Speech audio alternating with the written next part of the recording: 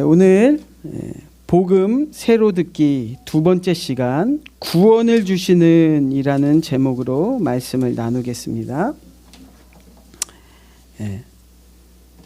여러분 고트라는 영어 단어를 아십니까? 고트. 고트는 염소라는 뜻을 갖고 있죠. 그런데 요즘 이 고트라는 말을 다른 의미로 이제 자주 씁니다. 우리가 스포츠에서 사용되는 용어로 고트라는 말을 쓰는데, 이 고트는 greatest of all time. 그 영어 문장의 줄임말이에요. 그래서 GOAT 해서 고트, greatest of all time. 역대 최고의 선수라는 뜻입니다. 역대 최고의 선수.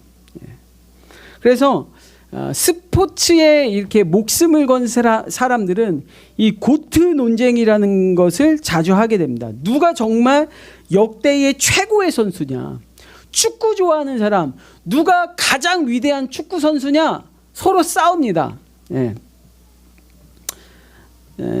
리오넬 메시를 고트라고 할 수 있죠. 그리고 농구에서 누가 역대 가장 위대한 농구 선수냐 이렇게 따질 때 흔히 우리가 마이클 조던이라고 말합니다. 마이클 조던. 역대 최고의 선수. 제가 요즘에 관심이 있는 스포츠는 테니스인데, 이 테니스에서 지금 역대 최고의 선수 고트가 누구냐 하면 아마 노박 조코비치라는 선수를 뽑을 겁니다. 노박 조코비치. 이 노박 조코비치가 매번 이기는 건 아니죠. 항상 뭐 경기를 하면 매번 이기냐, 그렇진 않습니다. 질 때도 있습니다. 그러나 승리를 많이 합니다. 지난번 경기에 졌어도 이번 경기에 누가 승리하겠냐, 한번 네가 맞춰봐라, 아니면 한번 내기를 해보자, 돈을 걸어봐라 하면 아마 대부분의 사람들은 이 노박 조코비치라는 선수한테 돈을 걸 겁니다. 오늘 밤에도 이 윈블던 경기가 있는데 결승전이 있어요. 거기 노박 조코비치라는 선수가 또 결승전에 올라가 있습니다. 제가 오늘 이 테니스를 홍보하거나 아니면 노박 조코비치라는 선수를 알리려고 이 얘기를 하는 게 아니라, 이 고트, 역대 최고의 선수들, 한 스포츠 분야에서 정말 최고라고 말하는 이 사람들이 어떻게 세계적인 레벨에서 항상 플레이를 할 수 있는가, 그 비결이 뭔가를 말하고 싶어서 잠깐 고트 얘기를 했습니다. 이 세계 최고의 선수들이 항상 그런 좋은 경기력으로 우승을 하거나 승리를 거머쥐는 비결이 뭐냐? 코어예요. 코어. 여러분 코어가 뭔지 아십니까? 코어는 우리 신체 중에서 이 허리, 골반, 엉덩이, 이 중심이 되는 그 부분을 이제 코어라고 하는데, 모든 종목의 운동 선수들이, 축구는 다리로 하는 거잖아요. 발로. 그렇죠? 농구는 팔로 하는 거고, 배구도 팔로 하고, 팔 다리로 하죠. 그러나 모든 종목의 운동 선수들이 공통적으로, 그리고 기본적으로 가장 많이 또 가장 중요하게 하는 훈련이 뭐냐? 이 코어를 강화하는 훈련이에요. 코어를 강화하는 훈련. 허리, 골반, 엉덩이, 이것들을 튼튼하게 해줘야 이 코어가 몸의 중심을 잡아주고 지지를 해주는 거죠. 그래서 아무리 팔다리가 크고 강하다고 해도 이 코어가 무너지면 승리할 수가 없습니다. 경기를 잘 치룰 수가 없어요. 코어가 강해야지 흔들리지 않고, 코어가 강해야 무너지지 않고, 이 코어가 강하면 팔다리가 얇아도요 엄청나게 강력한 파워를 낼 수 있습니다. 그래서 코어를 한마디로 본질, 중심, 뿌리라고 할 수 있어요. 이 코어가 튼튼할수록 흔들리지 않는 거죠. 마찬가지로 우리의 삶에도 우리의 삶을 지지해주고 흔들리지 않고 강력한 힘을 내게 해줄 수 있는 이 코어라는 게 존재합니다.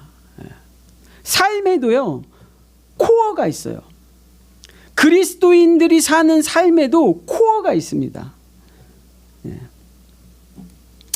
로마서, 우리가 읽은 로마서 8장에 보면, 제가 읽어드릴게요. 로마서 8장 35절부터 39절입니다.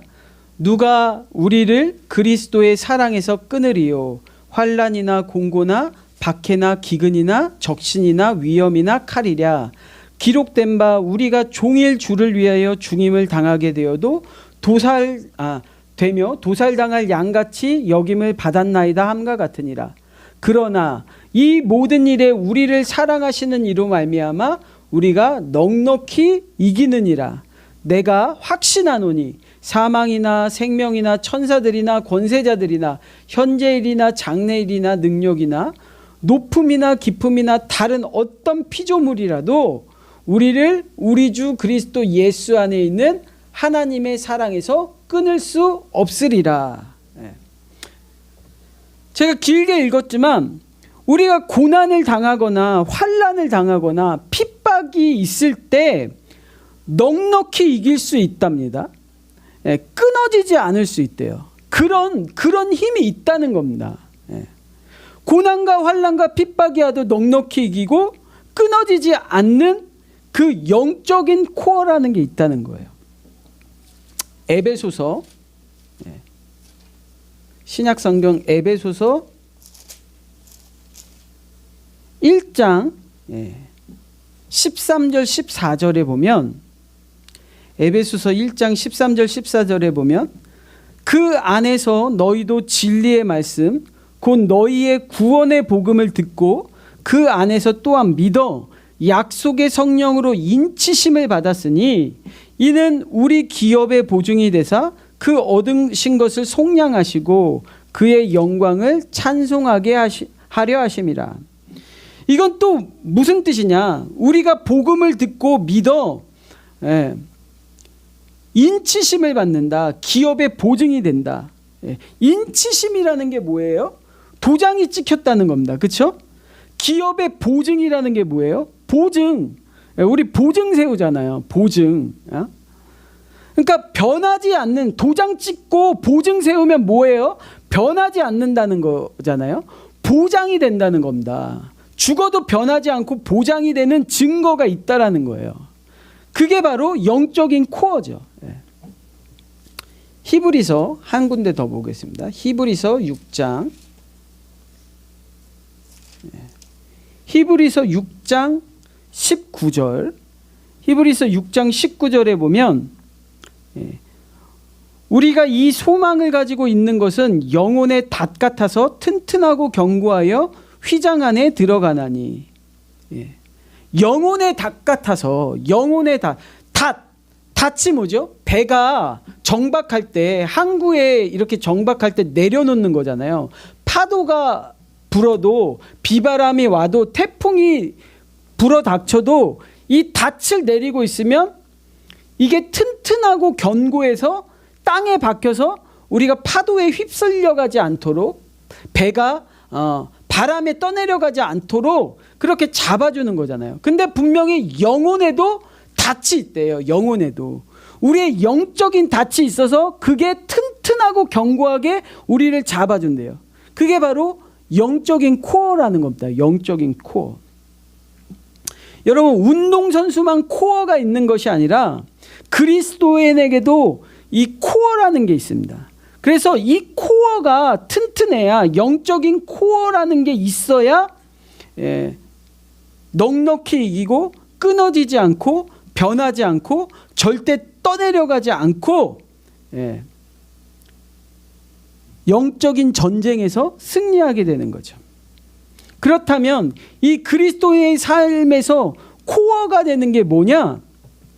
오늘 우리가 읽은 로마서 1장 16절은 그 우리 영혼의 코어를 뭐라고 말하고 있는지 다시 한번 보면 로마서 1장 16절 내가 복음을 부끄러워하지 아니하노니 이 복음은 모든 믿는 자에게 구원을 주시는 하나님의 능력이 됨이라.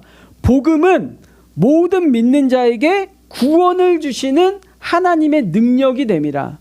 하나님이 지금 믿는 사람들에게, 성도들에게 뭘 주고 싶어 하신대요? 구원을 주시고 싶어 하신대요. 구원을 주시겠대요. 구원을. 이 구원이 뭐냐? 이 구원이 바로 그리스도인의 코어예요. 이 구원이 바로 성도들의 삶에서 행복의 코어입니다. 승리의 코어예요. 하나님이 우리에게 주시는 선물, 구원. 그리스도인들이 세상을 살 때 가장 중심이 되고 가장 핵심이 되고 가장 본질이 되고 가장 뿌리가 되고 인증이 되고 보증이 되고 도장이 되고 인침이 되고 코어가 되는 거, 그게 뭐다? 구원이에요. 구원. 나 구원 받았나? 여러분 구원 받으셨습니까? 여러분 구원 받으셨어요? 그때 아멘, 예, 저 구원 받았습니다. 그게 바로 성도의 코어예요. 영적인 코어예요. 구원의 확신이 있고 구원의 감격이 있고 구원의 기쁨이 있고 내가 구원받았다는 사실이 너무나 기쁘고 감격스럽고 변하지 않아서 이게 우리의 중심을 잡아준다는 거예요. 여러분 우리의 믿음의 선조들이 있습니다. 대한민국도 그렇고 예전 전 세계에도 믿음의 선조들이 있어요. 그런데 이 믿음의 선조들이 항상 기쁜 일만 있고 좋은 일만 있고 잘 되는 게 아니잖아요. 오히려 고난이 많고 오히려 환난이 많고 오히려 삶이 가난하고 궁핍했다고요. 그런데도 이 믿음의 조상들이, 선조들이 목숨을 걸고 믿음을 지킬 수 있었던, 끝까지 순교자로 살 수 있었던, 끝까지 제자로, 끝까지 예수님의 증인으로, 복음의 증인으로 살 수 있었던 이유가 뭐냐? 나는 구원받았다라는 이 구원의 확신, 영혼의 코어가 분명히 있기 때문에 흔들리지 않는 거예요. 그 길을 끝까지 갈 수 있는 겁니다. 세상에서 빛과 소금으로 사명을 감당하면서 죽으면 죽으리라고 살 수 있는 거예요. 왜요? 구원이라는 영적인 코어가 잡아주거든요. 받쳐주거든요. 세워주거든요. 그러면 이 코어인 구원, 구원이라는 게 도대체 뭐냐? 구원이라는 게 도대체 뭔지, 도대체 구원이라는 게 뭐길래 하나님이 그 구원을 우리에게 그렇게 주고 싶어 하시는 거냐? 그걸 알아야 되겠죠. 구원이 뭔지 알려면 먼저 창조가 뭔지 알아야 된다. 창조. 창세기 1장 1절이 태초에 하나님이 천지를 창조하시니라 이렇게 시작되고 있잖아요. 그러니까 창조가 뭔지 먼저 알아야 되는데, 하나님이 이 땅을 그리고 사람을 창조하셨죠. 근데 하나님이 창조하실 때는 창조의 목적과 계획이 뚜렷이 있습니다. 그냥 막 만드는 게 아니에요. 우리가 뭐 음식을 만들 때도 그렇고요. 우리가 무슨 물건을 만들 때도 그렇고 그렇잖아요. 분명한 뜻이 있고 계획이 있고 목적이 있잖아요. 그냥 막 아무거나 넣어서 만드는 게 아니잖아요. 그렇죠? 내가 김치를 만들려면 고춧가루를 넣어야지 될 거 아닙니까? 김치, 매운 김치를 만들기 위해서. 그렇죠? 그러니까 어떤 분명한 목적과 계획과 뜻이 있어서 하나님이 창조하셨어요. 그걸 비전이라고 해요. 하나님의 창조의 목적, 하나님이 창조하신 뜻, 그걸 비전이라고 합니다. 비전. 아무렇게나 만드신 게 아니에요. 하나님이 기뻐하시는 뜻이 있어요. 그런데 그 비전, 그 원래 창조의 목적, 그 하나님이 기뻐하시는 뜻이 무엇이냐? 창세기 1장 26절 27절에 보니까 제가 따로 찾아서 읽지는 않겠습니다. 창세기 1장 26절 27절에 보니까 그 원래 하나님이 사람을 창조하신 목적을 하나님의 형상으로 창조하셨다 이렇게 되어 있습니다. 하나님의 형상. 사람을 하나님의 형상으로 창조하셨대요. 형상이라는 뜻이 뭐냐? 주머니라는 뜻입니다. 주머니. 복주머니, 복주머니, 복주머니. 왜 주머니를 만들어요? 복을 담기 위해서. 그렇죠? 그래 복주머니를 만드는 거 아닙니까? 곡식주머니.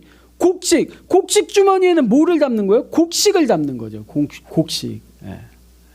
소금 주머니, 소금 자루. 그 자루에는 뭐 담는 거예요? 소금.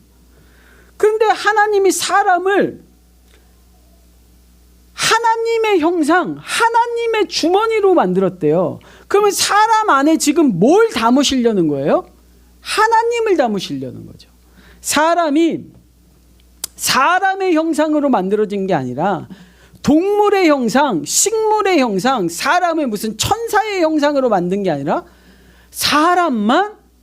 사람을 만드실 때 특별하게 하나님의 형상, 하나님을 담을 수 있는 주머니로 만드셨대요. 왜 그러셨을까요? 우리 안에 지금 하나님의 목적은 뭐냐? 우리를 하나님을 담을 수 있는 주머니로 만들어 놓고 사람 안에 지금 하나님을 담으시려고 하는 거예요. 사람 안에 하나님이 들어오시려고 하는 거예요. 사람 안에 지금 하나님의 생명을 넣으시려고 하는 거예요. 사람 안에 지금 하나님의 성품을 넣으시려고 하는 거예요. 사람을 만들어 놓고 사람 안에 지금 하나님의 능력을 넣으시려고 하는 거예요. 그게 하나님이 원래 사람을 창조할 때 하나님의 형상으로 창조하신 목적이에요. 계획이에요. 비전이에요. 사람 안에 하나님이 들어온 존재가 바로 사람이에요. 하나님이 들어오기 위해서 지음받은 존재가 사람이에요. 사람. 또 에베소서 1장 5절 6절에 보니까 하나님의 기쁘신 뜻대로 하나님이 사람을 아들들로 만드셨다 이렇게 말씀하고 있습니다. 하나님의 기쁘신 뜻이 뭐냐면 사람이 하나님의 아들들이 되는 거예요. 종이 되는 거 아닙니다. 물건이 되는 거 아니에요. 노예가 되는 거 아닙니다. 어떤 수단이 되는 거 아닙니다. 하나님의 기쁘신 뜻대로 사람을 어떻게 창조하셨냐? 하나님의 아들들로. 아들들이 뭡니까? 아들. 아들이라는 존재가 어떤 존재예요? 내가 생명을 준 존재죠. 그렇죠? 그리고 내가 그 아들을 뭐 물건처럼 대하는 게 아니잖아요. 아주 귀하고 존귀하고 동등하게 인격으로 대하죠. 인격적으로. 말도 들어주고. 그리고 상속자. 이 아들이라는 건 또 결국에는 상속자로 삼아서 나의 전부를 줄 존재잖아요. 상속자.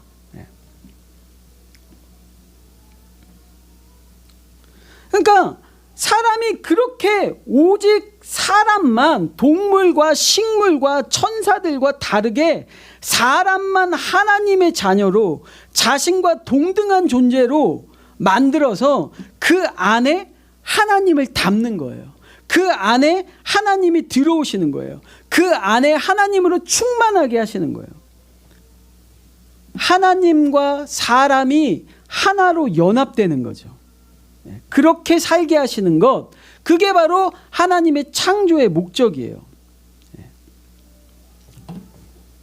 로마서 8장 14절부터 보면 무릇 하나님의 영으로 인도함을 받는 사람은 곧 누구래요? 하나님의 아들이라. 하나님의 영으로 인도함을 받는 사람은 곧 하나님의 아들이라. 너희는 다시 무서워하는 종의 영을 받지 아니하고 양자의 영을 받았으므로 우리가 아빠 아버지라고 부르짖느니라. 예, 사람만 하나님을 아빠라고 부를 수 있어요. 아들이니까. 성령이 친히 우리의 영과 더불어 우리가 하나님의 자녀인 것을 증언하시나니 자녀이면 또한 상속자 곧 하나님의 상속자요 그리스도와 함께한 상속자니 우리가 그와 함께 영광을 받기 위하여 고난도 함께 받아야 할 것이니라. 예, 자녀면 사람이 하나님의 자녀인데 자녀면 또한 뭐래요? 상속자래요. 하나님의 모든 것을 받을 존재.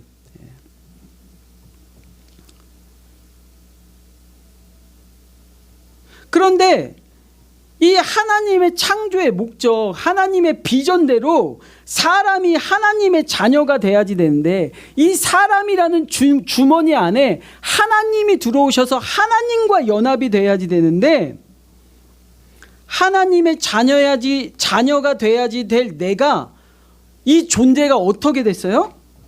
하나님의 형상 안에 마귀의 속성이 들어와 버렸어요. 그걸 죄인이라고 해요. 죄인. 하나님의 자녀가 돼야지 되는데 죄인이 되어버렸어요. 하나님의 자녀가 돼야지 되는데 내 안에 마귀의 속성, 마귀의 DNA 왜 들어왔냐? 마귀의 거짓말에 속아서 그 마귀의 말을 받아들이면서 우리 안에 하나님의 생명 대신 마귀의 생명이 들어오고 하나님의 성품 대신 마귀의 성품이 들어오고 하나님의 능력 대신 마귀의 능력이 들어와서 하나님의 자녀가 아니라 마귀의 자녀가 된 거예요. 마귀의 자녀. 예. 요한복음 8장 44절에 나와 있는 것처럼 우리가 지금 마귀의 자녀, 죄인이 되어버렸어요. 우리 안에 마귀의 생명이 있습니다. 우리 안에 마귀의 성품이 나와요. 마귀의 능력이 나와요. 누가 가르쳐주지 않아도 우리 안에서 죄가 나옵니다. 어린 아이한테 죄가 나와요. 죄가 우리를 주장해요. 아무리 선한 것을 하려고 해도 내 안에서 죄가 나를 사로잡아 간다니까요. 사망으로. 우리 안에서 죄의 열매만 무성하게 나옵니다. 노력하면 노력할수록 더러운 것, 거룩하지 못한 것들만 나와요. 우리의 인생이 영원히 공허하고 영원히 혼돈하고 영원히 흑암이에요. 어두워요.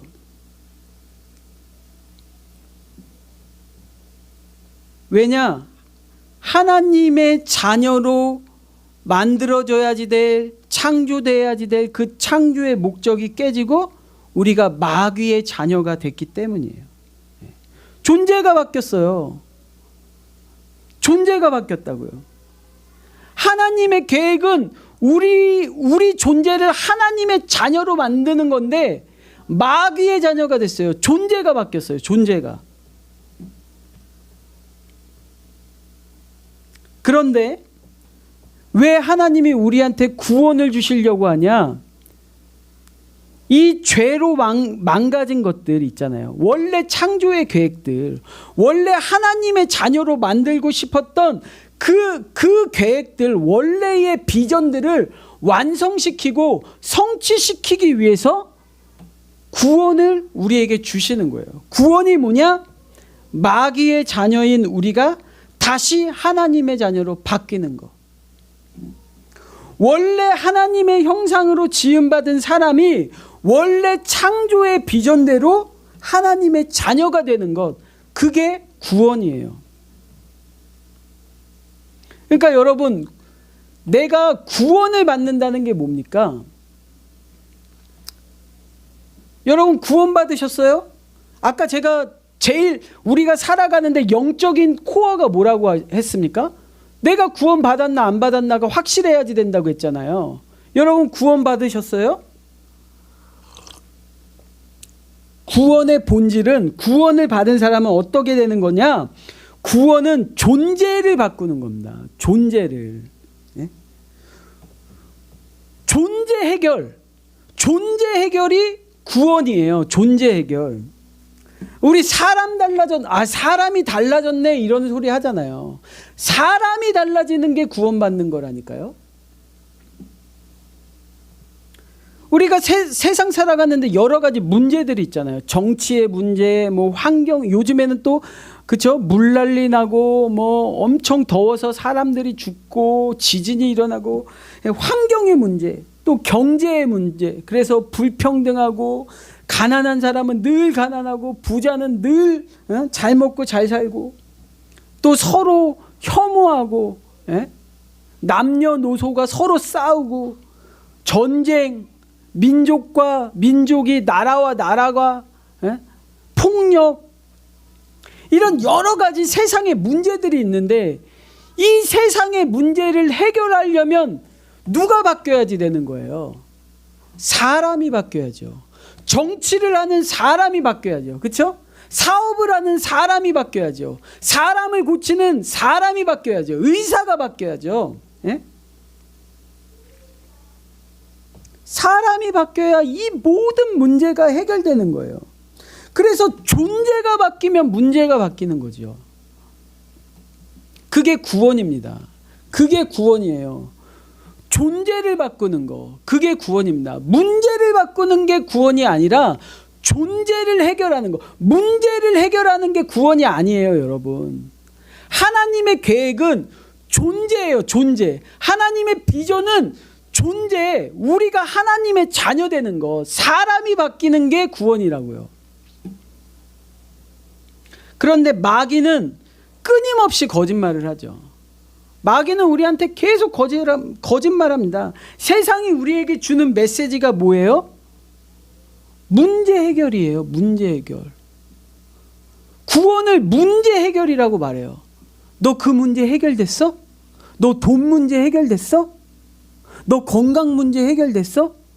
너 사람들이랑 관계의 문제 해결됐어? 그 문제가 해결되면 네가 구원받을 텐데, 너 그 문제만 해결되면 네가 이제 계속 행복해질 텐데, 행복하게 살 수 있을 텐데, 문제를 해결하는 게 구원이라고 말해요. 환경이 바뀌는 거, 상황이 바뀌는 거, 형편이 좋아지는 거. 그런데 여러분, 문제가 해결됩니까? 문제가 해결돼요? 해결되는 것처럼 보이죠. 그렇죠? 그러나 문제는요, 끝이 없습니다. 세상 살아갈 때 문제는요, 끝이 없어요. 하나 해결되면 또 생깁니다. 여기에 문제가 있으니까 저기로 가자 하면 거기는 문제가 없나요? 어디 가나 문제가 있고, 언제나 문제가 있고. 그래서 구원은요, 절대로 문제를 해결하는 게 아닙니다. 내가 행동을 수정하거나, 내가 환경을 개선하거나, 아니면 더 많은 수고와 노력을 해가지고 더 괜찮은 환경, 더 괜찮은 상황, 더 괜찮은 형편을 만드는 게 구원이 아니에요. 여러분 잘 아시는 말 중에 3살 버릇 80까지 간다는 말이 있잖아요. 사람은요, 변하지 않습니다.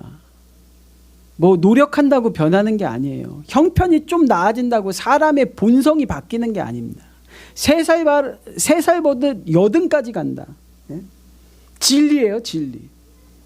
여러분 뿌리가 잘리지 않으면요, 뿌리가 뽑히지 않으면 그대로 다시 올라옵니다. 뿌리가 뽑히지 않으면 그대로 다시 올라온다고요. 제가 식물을 키우고 있지만 죽은 것 같죠? 아니에요. 뿌리만 살아있으면요, 쑥쑥 올라와요. 조금 있으면 또 올라오고, 조금 있으면 또 올라와요. 가지 잘라보세요. 좀 있으면 또 올라와요. 왜 그럽니까? 뿌리 뽑히지 않아서. 뿌리가 살아있으면 계속 올라온다니까요. 문제, 이거 해결하면 저거 올라오고요. 사람 문제 해결하면 돈 문제 올라오고, 돈 문제 올라오면 성격 문제 올라오고, 성격 문제 해결하면 자식 문제 올라오고, 자식 문제 해결하면 남편 문제 올라오고, 계속 문제라는 것은 끝이 없어요. 여러분 만약에 구원이라는 것이 문제의 해결이라면 아마 이스라엘 민족들, 유대인들 다 지금 구원받았을 겁니다. 다 예수님 믿고 다 구원받았을 거예요. 그러나 그들에게 얼마나 많은 문제 해결이 있었습니까? 기적, 10가지 기적, 병고침, 신유, 귀신이 쫓아나가고 배고픔이 해결되고 이스라엘 민족한테 정말 수많은 기적과 치유와 소원 성취라는 문제 해결이 있었지만 그들은 구원받지 못했어요.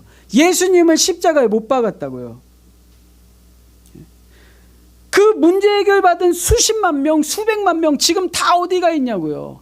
아무도 남아있지 않잖아요. 문제 해결돼서 잠깐 평안할 수 있습니다. 잠깐 평탄할 수 있어요. 삶이 잠깐 좀 잔잔할 수 있습니다. 그러나 여러분 안에 영원히 평강과 감사와 기쁨이 충만히 흘러서 이 안에서 예수님이 말씀하신 것처럼 내 안에서 샘물이 솟아났듯이 그 샘물이 넘쳐 흘러 우러나옵니까? 솟아나와요? 내가 살아가는데 하나님의 나라와 의가 정말 내 삶의 최고의 우선순위입니까? 내 삶의 중심이에요? 여러분, 문제 해결로는 구원받은 거 아닙니다. 구원의 핵심은 뭡니까? 구원의 핵심은 뭐예요? 하나님 창조의 비전이 뭐예요? 하나님이 이 창조하실 때 기뻐하셨던 게 뭐예요? 존재입니다. 존재. 나를 기뻐하셨어요. 내가 하나님의 자녀가 되는 것을 기뻐하셨어요. 그게 하나님의 비전이셨어요. 그게 하나님의 목적이셨다고요. 그러니까 구원은요, 내가 해결되는 겁니다. 구원은 내가 건진받는 거예요. 구원은 내가 거듭나는 겁니다. 구원은 내가 새로워지는 거예요. 나 구원받았어라고 말하잖아요. 여러분 구원받았어요? 물어볼 때 나 구원받았다고 말하잖아요. 나라는 존재, 형편, 환경, 그런 문제가 해결되는 거 말고 나라는 존재가 해결되는 거. 나 구원받았어요, 그게.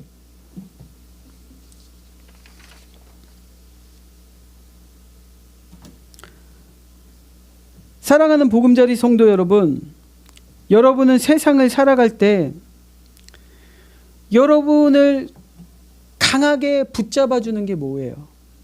절대 여러분이 무너지지 않도록 여러분들을 지탱해 주는 그 반석이 뭡니까? 절대 어떤 세상의 풍파와 비바람 파도가 몰아쳐도 여러분이 흘러내려가지 않도록 여러분들을 묶어두고 있는 거, 그게 뭐예요?